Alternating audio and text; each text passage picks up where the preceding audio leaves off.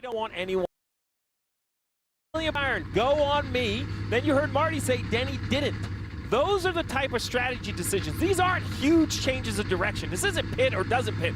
It comes down to how long you dare sit in that pit box. You have to pay the piper at some point. So if Hamlin needs a little bit more fuel, will he not? Will we have enough yellows, or will he have to take a longer green flag stop? All to be determined. Margin for error, 0 in a race like this. Marty? And Adam, since they have gone under caution here, that's all Chris Gale and Denny Hamlin have been talking about it. He just told his driver a moment ago, we did not hold you. We think if you save us enough here under caution, we can do it with just one can and not have to hold you in the middle of this stop at the middle of stage 4, Trevor. Well, Rudy Fugle with that call to wait on him there. Feels like they can make it to the end now on fuel, so that question is answered. Now can William Byron find a way to get by Carson Hocevar and Denny Hamlin, who have been strong this last 20 laps, Kim? A.J. Allmendinger still holding on in the top 10, but the migration of the track has affected that race car. Right now, he's just in a four-wheeled slide. They did make a significant adjustment on that last stop. A.J. needing a good point today. They've been in a backslide points-wise the last few weeks. It's just some great updates, and you know, Marty said if you save enough, we can only do it on one can because that will keep a fast pit stop. And then when Trevor lets us know that he's good on fuel, you know, good meaning that they know they're only gonna need tires, and when they drop the jack, you can leave. No more concern for extra fuel during the pit stop.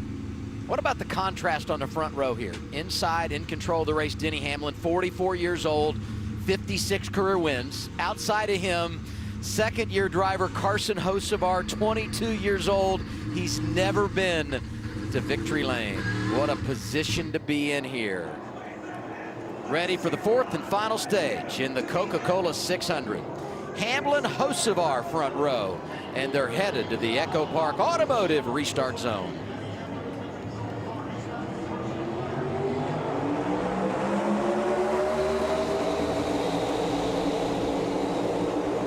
Denny doesn't have a whole lot of help back there from the 24. Hocevar off into turn 1 with a good push. Oh, the 77's got major issues. Something broke. Something is broke underneath the hood of the 77. That wasn't tire smoke. That looked like oil smoke or blew up. You heard it. The wreck behind. The chaos continues, but blew up over the radio. The great run. The heartbreak for the 77. It fucking blew up. 10-4, copy, all blew up. Wow. Caution number 8. And it's for Carson Hocevar, who had been spectacular tonight. From 39th to 2nd, and on the doorstep of competing for his first career victory, blows up and sits idle on a back straightaway. There's some other cars collected in this as well. Some cars suffering some damage, but let's take a look. The 77 here on the inside. A long race. Drivers talk about how it tests the mental focus, but also the machines.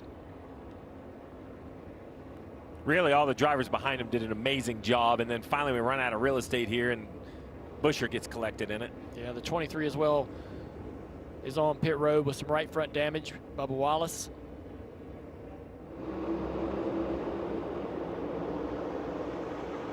We don't often see engine failure, Steve. No. So it's kind of, and it's a restart. You're going through the gears, you're shifting. That's what I was wondering, you know, in the H pattern, the old, you know, 4-speed. Car. Average running position for him tonight, 9.4. That's after he started in the...